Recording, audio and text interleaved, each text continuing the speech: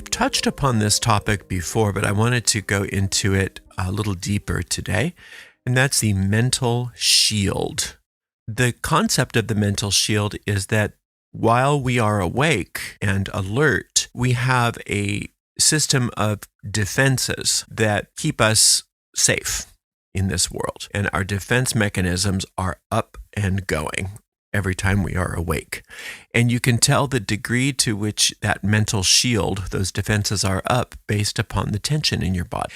And it's not that it's bad or wrong to have a mental shield, it's just the way it is.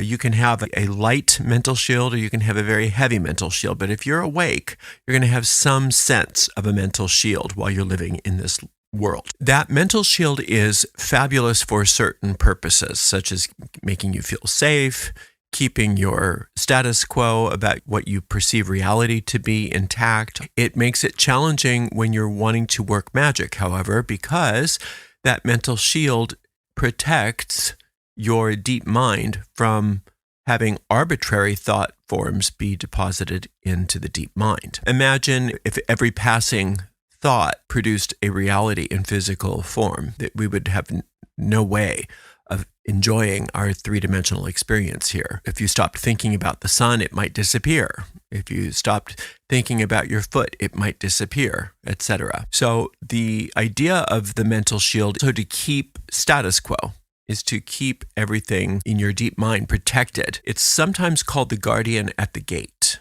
The problem with the guardian at the gate is that it protects what it believes. It protects your current belief system and keeps it solid. In order to change your reality, in order to impregnate your deep mind with a new thought form and change your reality, you need to bypass this guardian at the gate. The way we do that is through some level of trance. When you go to sleep at night, your mental shield comes down. When your consciousness is gone, your mental shield is gone. And so a lot of people think, well, then I can just do sleep programming. Except for sleep programming, as much as everybody tells me it works, I don't buy it because it's the job of the conscious mind to do the planting of the seeds. If it were possible to do sleep programming, you could go to sleep and have all of your professor's lectures play. And then you'd wake up and you'd know everything and you'd get a good grade. But that doesn't work. I know people have tried it, but it doesn't work. You have to have your conscious mind be involved in the process. So while sleep is good for many things, it's not good for engaging in spellcasting. So your conscious mind has to be involved. Your conscious mind is the gardener, if you will, and your deep mind is the garden. That's called weeds. The garden will plant itself, but it's going to plant itself based on your current belief system. So if you want something to change, you need to be able to bypass that guardian at the gate.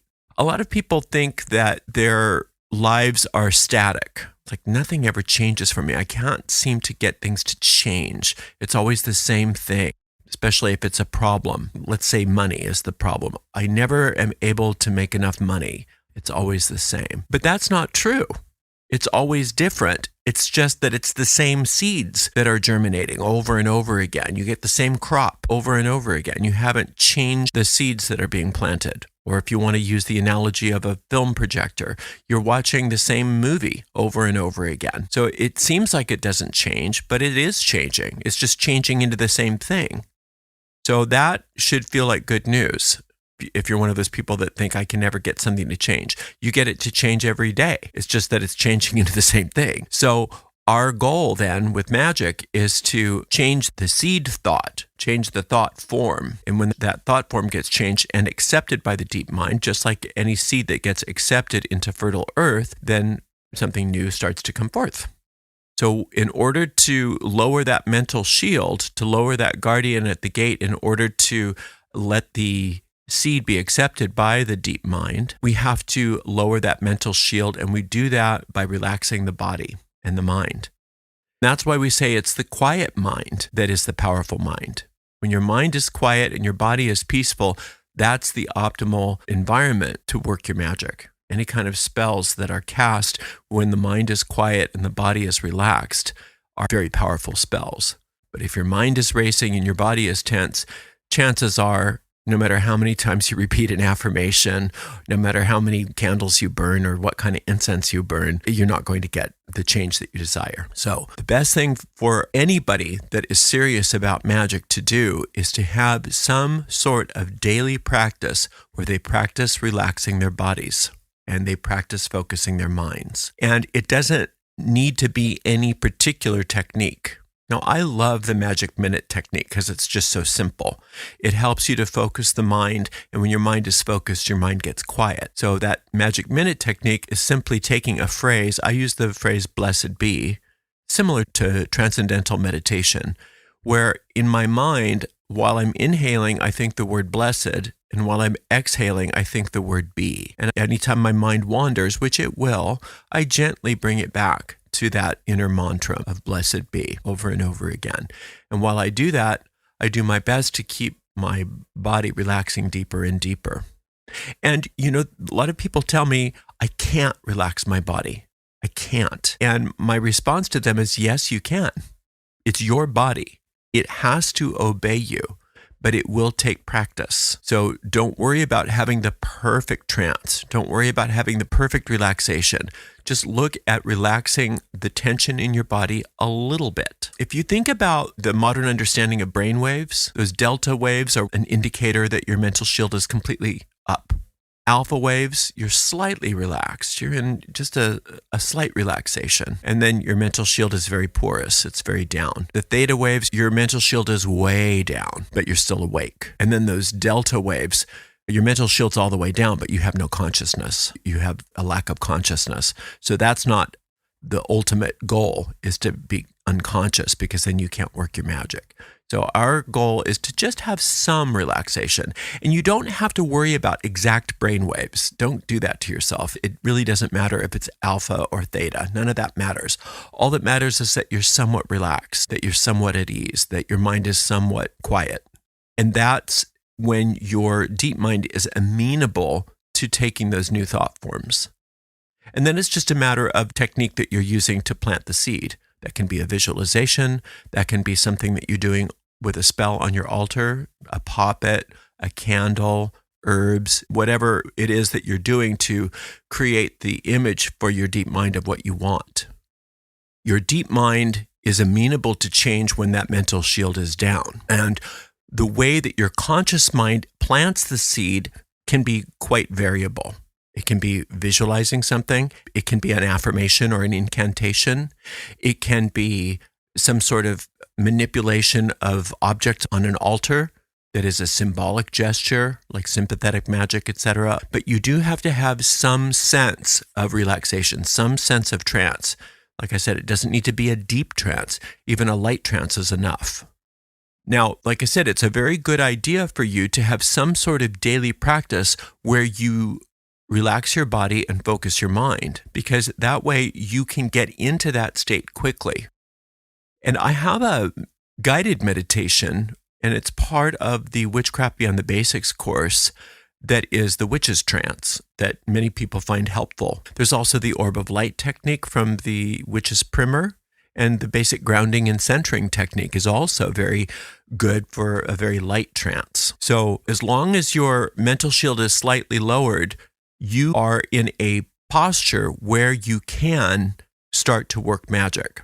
And so you have to have that mental shield down somewhat, and then you have to have some sort of thought form being built. And like I said before, there's many different techniques, and we have all kinds of techniques that we teach here for that. With psalm magic, it's a good idea to start out with a little bit of a relaxation, but the incantation frequently is a type of relaxation. And that's why it's good to speak that incantation out loud all the way through once without stopping, because it tends to quiet the mind. It tends to help you to relax the body. Even so, it's a good idea to start out with a little bit of a relaxation before you do that. And then when you're going back through the psalm for that second step, you're actually planting the seeds in the deep mind. And that's where that psalm magic formula has it all sort of built in to it. There's 2 times in the day when your mental shield is already down, but you're conscious. That's about the first 30 minutes in the morning when you wake up, and right as you are drifting off to sleep. And it's a really good idea to take advantage of both of those times. And you don't have to necessarily take advantage of those times to cast a formal spell necessarily, but you can do something to either bolster a spell that you have cast or just have whatever goal that you're working on. And what I like to do as I'm drifting off to sleep is just have a seed word that I repeat mentally, softly to myself as I'm falling asleep. It could be wealth, it could be health, it could be success, it could be love, it could be harmony, whatever your goal happens to be. Just gently repeat it over and over silently in your mind as you're drifting off to sleep. And then in the morning, within that first 30 minutes or so, especially right as soon as you wake up, if you can remember that same seed thought, so much the better. But those first 30 minutes are wonderful if you like to do things like affirmations, journaling, or things like that, because your deep mind is very amenable to change first thing in the morning. And so if you do some sort of morning meditation or morning visualization, or if you have the wherewithal to cast a spell first thing in the morning, many of us don't, it's a very powerful time because your mental shield is naturally pretty low. And it takes, like I said, about 30 minutes for the average person to get that mental shield to go up. Well, that's an indicator that your mental shield is down. So be careful of the kinds of thoughts that you think and the kinds of decisions that you make during that period of time, because those are going to reinforce some of the thought forms that are already in there. And if you want to change thought forms, that's a wonderful time to do it. I have a lot of different processes and techniques that I share, but some of those like waning moon flips and things like that, or the process for solving problems where you ask yourself a question and then you just fill out the page with a bunch of answers. It's a wonderful time to do that because your deep mind is so amenable, not only to receiving information, but to giving up information. So if you're looking to find some deep-seated beliefs, you can just take out a piece of paper within that first 30 minutes and on the top of the paper, write your prompt. So for instance, if you're looking to uncover some beliefs that you want to change that are causing financial problems for you, you could start out the day by writing a prompt at the top of a clean sheet of paper and say, what I think about money is, or what I feel about money is, or money is, whatever your prompt happens to be. And then just see what the first thought comes to your mind without editing and write that down. And then keep doing that. Have a new thought for each line on that clean sheet of paper until you either start really repeating the same basic thoughts over and over again, or until you reach the bottom of the page. And then you can go through that and especially check off the ones that you get the biggest emotional reaction to and flip them around. And it's not about necessarily convincing your deep mind that the new thought is true. It's cleansing your mind of those old thoughts. So for instance, if you had a bunch of thoughts about money is evil, money's the root of all evil, money's hard, money never comes to me, whatever that is, and you notice that a few of those thoughts have a lot of charge, have a lot of emotional response to them. For instance, money is evil. Just write down on a clean sheet of paper, money's good, and then go through your list, especially with the ones that are the biggest emotional bugaboos for you. Money's good. Money is easy. I always have enough money. Those kinds of thoughts. And again, we don't expect you to necessarily believe the new thoughts. We just want you to write them down, because what that's doing is it's cleaning out, it's weeding that garden. And it's a wonderful thing to do first thing in the morning. Just to write down a whole page of negative thoughts, or it doesn't have to be negative, but whatever comes up about any particular topic, and then flipping around the ones that you don't like to something else. And what you've basically done is weeded your garden, so that when you do have some spells that you want to cast in regards to that topic, the ground has been laid, everything's ready, and you can actually implant a whole new thought form there, rather than planting that thought form on a ground that's not been tilled and a ground that's got a lot of weeds in it. So hopefully that makes sense. That's a wonderful thing to do first thing in the morning. There's a lot of benefit to just sitting in the presence of that lowered mental shield and not doing anything else. Because as you relax, you're tuning into the vibration of your soul versus the vibration of your ego. Your ego does not like relaxation. It's all about racing thoughts. tension, getting you distracted, getting you worried, getting you upset, getting you afraid. So when you are doing the opposite of those things and you're lowering that mental shield, you're basically lowering your ego for the time being. And just sitting in the presence of that lowered mental shield puts you automatically in touch with the vibration of your soul. And the soul already is vibrating to the frequencies that are perfect for you in any area of your life. The soul already knows exactly what's going to make you happy. The soul already knows what your so-called mission here is in this lifetime, knows all the things that are going to bring you the most success. It knows how to solve your problems. It's very clear on everything. You can think of that as your higher self or your superconscious mind. It knows what everything is. And so sometimes the best thing to do is not necessarily cast a spell, but to just sit in the presence of that lowered mental shield and that focused mind and let the superconscious mind do its thing. Let it take over. And if you get into the habit of doing that once a day, a lot of the spells that you want to cast are unnecessary because things just start to work out for you in ways that you wouldn't have come up with on your own. The conscious mind really thinks that it knows everything. Conscious mind is the smallest part of the mind, but it really believes it's the smartest thing. It's the power of decision. And so your conscious mind is important because it's the decider. Like we said, it's the one that plants the seeds. It's the decider. So if you decide as a conscious mind to give your gardening chores over to your superconscious mind, sort of job it out, your superconscious mind can do it for you, but it can't do it for you without your conscious mind's participation and permission. So that's another beautiful way of dealing with this concept of the mental shield, is to lower it and not do anything about it other than sit in the presence of that deep relaxation and that quiet mind and allow the superconscious mind to do everything for you. Your superconscious mind can do a lot for you, but it's still up to you to say yes or no to everything that happens in your life. You can't just say, well, I'm just going to give this over to the superconscious mind and I'm just going to go eat bonbons and watch bad TV. You have to allow yourself to be co-creating. You have to allow yourself to be a participant in it. But a lot of times when we think about being a participant, we think that we have to be in charge of the whole thing. And frequently we get very stressed out and upset and create things that we don't want because we think that it's up to us. But when you start getting used to just sitting in the presence of this lowered mental shield, this deep relaxation where your mind is quiet, you realize that you don't have to do very much other than say yes or no. It's almost like you're the chairman of the board. You don't have to do everything. Or if, let's say you owned the restaurant.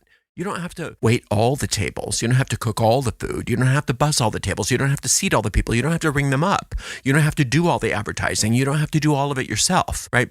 But you're the owner, and let's say you owned a chain of restaurants. So there's plenty for you to do, but you're basically, your job as the owner and the CEO and the boss is to make the choices. Is to say yes, no, yes, no, yes, no. And as you learn how to sit in these periods every day with your mental shield down and your mind clear and quiet, you learn how to say yes and no to the different areas of your life as they are presented to you.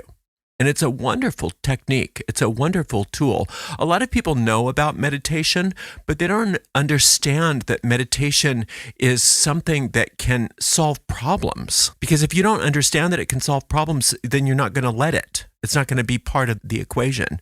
But if you can sit in that quiet mind, if you can sit in that relaxed body for a few moments a day for the purpose of having things work out for you in certain areas of your life, they will, just because you've allowed it to be that way, because you've considered the truth that that's a possibility for you.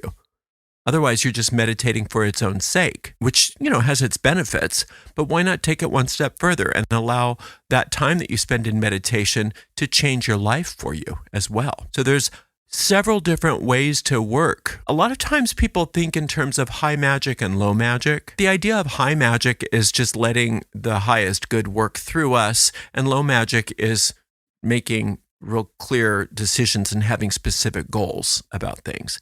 And you can do both. You don't have to do one or the other. You can do both. You can have what are called preferences in your life. The higher self comes in and says, we're gonna do this for you. And you say, yeah, but can we have it blue? Can we let it be blue? Of course we can.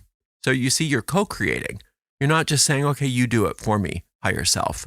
You're saying, okay, I love what you're doing here. Now let's do it in a different way. Can I have a Mercedes? Is that okay? Instead of just whatever kind of car? Sure you can. Right? So you're getting involved in the thought forms, but it's a co-creation rather than you thinking you as the sorcerer have to come up with everything yourself. And this is all done as a part of a lowered mental shield where your mind is quiet and you've invited that understanding of that higher self or that soul vibration to come in, and you and your soul are working together as a unit. So I recommend, if you're not used to doing it, do some sort of daily meditation. And I think first thing in the morning is the best time to do it. I love doing it first thing in the morning. That for one thing, then I don't forget and it's just done. And not only that, I'm taking advantage of that first 30 minutes when my mental shield's already sort of down anyway. So I don't have to work so hard getting it down. Another time it's good to do for many people is before they go to sleep. I, like so many others, tend to fall asleep in my meditations if I do that.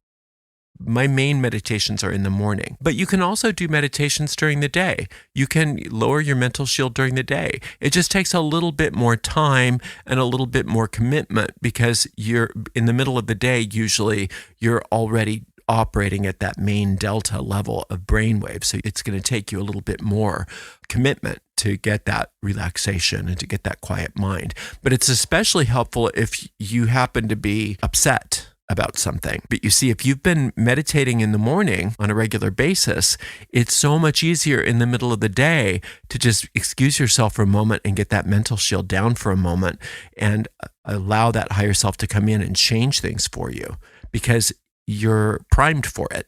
Because you've practiced. That idea of relaxation and quieting the mind is a practice. And so when people say, I can't do it, it's because they haven't practiced enough. Yes, you can. Anybody can do this. There's not one person who can't lower their mental shield and quiet their mind. It requires no tools, but sometimes the best you can come up with is 30 seconds of relaxation and a quiet mind. And that's fine. And then maybe you can add another second the next day and another second the next day and gently, slowly build that up over time until you get 15 or 20 minutes at a time. And maybe you'll never get that much time. Maybe you'll only get 5 minutes. But 5 minutes in the morning with your mental shield down where it's just you and your higher self with your mind quiet is all that it takes for that higher self to be in charge of your mind for the whole day. So that if you do have something that comes up, it's so much easier to get it turned around than if you didn't have that practice to begin with. So I encourage you to give that a shot if you haven't already started to do some sort of meditational practice. I also recommend that you start to take advantage of that time in the morning and that time as you're going to sleep to use that to plant some seeds into your deep mind. It's a very powerful practice and it's so simple. It's so simple that a lot of people just slough it off as not anything interesting because there's no talismans, there's no incense, there's nothing complicated, so it can't work.